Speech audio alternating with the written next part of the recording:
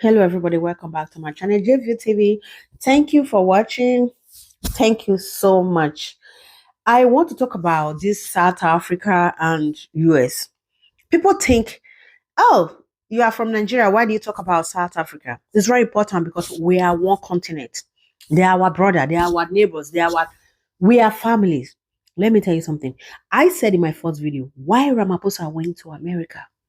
Because Donald Trump said it would take all the aids out from South Africa. It will not give them aid anymore. No aid anymore, no help anymore. So why Ramaphosa went there?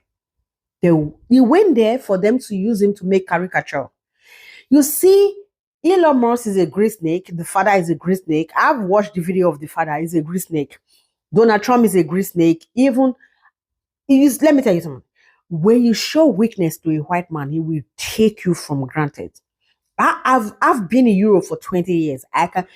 More than 20 years plus. I've been in Europe. Let me tell you something. I've traveled to a few countries, Romania. I've traveled to Switzerland, Germany, France, Italy. Finland. I can tell you, these people, they love themselves. Once you are white man will love a white man, no matter where you come from. If you come from, they don't care. If you come from Brazil, if you come from Colombia, they don't care. But African man will never love the other African man, even though they come from Nigeria. Igbo, Hausa, Yoruba, Edo, we are racist to ourselves. I don't want to drag this video so long. Watch Julius malema, what he told the president in this video. Why our parliament is not like this, like South Africa. South Africa parliament is good. You can voice your opinion.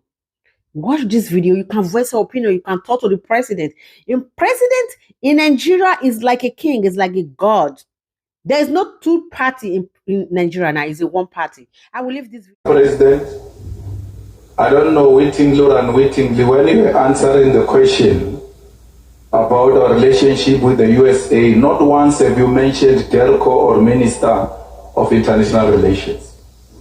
And this is as a result of you having met Elon Musk during the UN General Assembly and knowing very well the views of Elon Musk about South Africa, racist, white supremacist views about South Africa, which led to you meeting him because you thought you were going to clarify those issues. Unrepentant racist became emboldened and then made more bad remarks about South Africa even after meeting you physically. You still saw a need to go outside the diplomatic channels and made a contact with an individual, not using diplomatic relations or mechanism within which we resolve diplomatic disputes as South Africa. Don't you think you individually have emboldened white people to undermine us, and you have single-handedly destroyed the diplomatic relations of South Africa with other countries, and you have destroyed and juniorized the Department of International Relations? Let's try to Mr. President. And then the is able to Elon Musk, and worse, Elon Musk, you organized a meeting with him or that telephone conversation through his immoral father, politically, economically, and otherwise.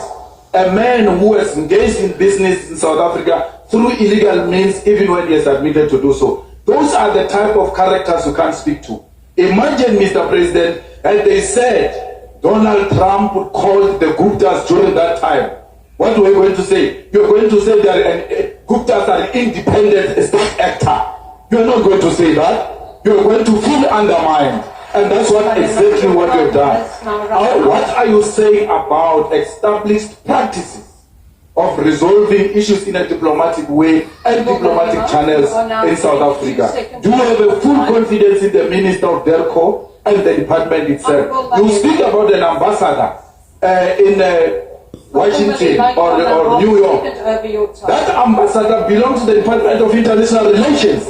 Instead of talking about international relations, leadership, and the department, you talk about ambassador. But when you talk about DRC, you talk about Minister of Defense is doing 1, 2, 3. You don't say ambassador in DRC is doing 1, 2, 3. Thank you very much. They should have asked him that question. He's preoccupying himself with the internal affairs of South Africa. What's he after? What does he want from us? Instead, they go there and ask him for help. They say we're a crime-ridden society. We need help. We need drones. We need this, that, and that. South Africa makes drones. We don't need to go to the Americans to be given drones. We make drones. So when Johan Rupert speaks about Starlink, that it must be at every police station in the country, was that the ground being prepared for that? I have no idea what that was all about. Why do we need Starlink? We have our own telecommunications systems in South Africa. We have huge cellular phone companies in South Africa. They can set up a telecommunication system for the police stations if they don't have one. But I'm sure our police stations have their telecommunication system. We don't need to go and ask the Americans for one. It seems though, especially when you look at the police's budget currently, that there's a chunk of it, right? About 80% of it being spent on personnel, and then you're looking at another portion being spent on administration. One wonders though how much of that is available to spend towards crime fighting efforts in the country. So maybe, if I'm listening to what you're saying, it's time to rethink priorities in that order and stop going outside of the country to try and get more money. Well, exactly. You see, but this is to do with management of government departments of South Africa. It's got nothing to do with money, with technologies from Elon Musk. It's how to manage a department of the country, a crime-fighting department, which is the police. So before the South African delegation left for the US, I was in conversation with the presidency's spokesperson, Vincent Magwenya, who was saying that the US has what South Africa needs and South Africa has what the US needs as well. The relationship has been mutually beneficial and all of that, and it's time now to reset these particular relations. Do you think that performance in the Oval Office got that message of resetting and also trying to ensure that you reimagine this relationship? It made it get lost in translation somewhere? Because the president's office and the president and his spokespeople, they haven't explained to us why does our relationship with the United States need resetting. We have over 600 American companies. Many of them have been here for decades. Ford Motor Company has been here for decades and decades. Why does it need a reset relationship between South Africa and the United States? They haven't explained that. It's because they're falling into Trump's propaganda. And they think Trump's propaganda is something we have to answer to. But they're trying to be polite.